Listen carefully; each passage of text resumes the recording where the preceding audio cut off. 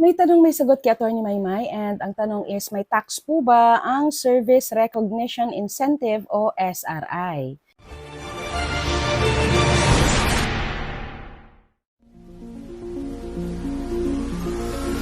Let's discuss. So, alinsunod sa Administrative Order Number 12 Series 2023 ay mayroong tinatawag na SRI o Service Recognition Incentive para sa mga government employees sa executive, legislative, and judicial departments, kabilang na sa state colleges and universities at sa local government units na may katumbas na halagang hindi lalagpas sa 20,000 pesos.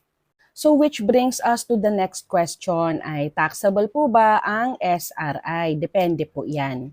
Alinsunod sa Section 11 ng Republic Act No. 10963 o ang Tax Reform for Acceleration and Inclusion Act o ang TRAIN Law, kung ang kabuuang halaga ng 13th month pay, bonuses, incentives kabilang na ng SRI ay hindi naman po lalagpas sa halagang 90,000 pesos ay wala pong pinapataw na buwis dyan.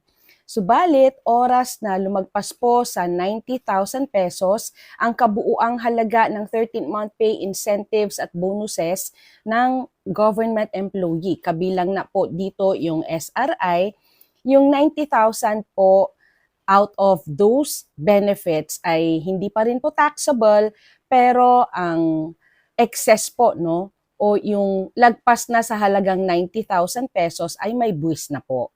So, uulitin lamang po natin kung ang kabuuang halaga ng 13th month pay, bonuses at incentives kabilang na ng SRI ng government employee ay lagpas na sa 90,000 pesos. Yung 90,000 pesos po, wala pa pong buwis yan, but the excess of 90,000 pesos, yan na po yung taxable at may buwis na po. Maraming salamat po at sana ay naliwanagan kayo and watch out for my